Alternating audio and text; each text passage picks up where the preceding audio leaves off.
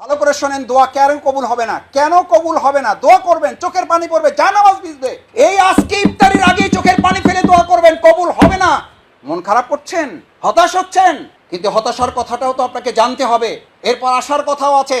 রুগীর ক্যান্সার হয়েছে, তারপরে যদি ডাক্তার বলে কিছুই হয় নাই, যান প্যারাসিটামল 2টা খান, ভালো হয়ে যাবেন, ভালো ডাক্তার? ও তো মরার ডাক্তার, ও নিজেও মরছে, আপনাকেও মরবে।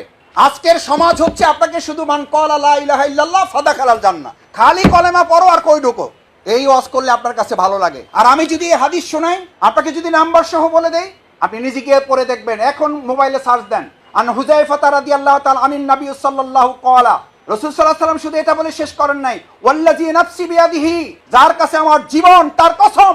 কার কাছে জীবন?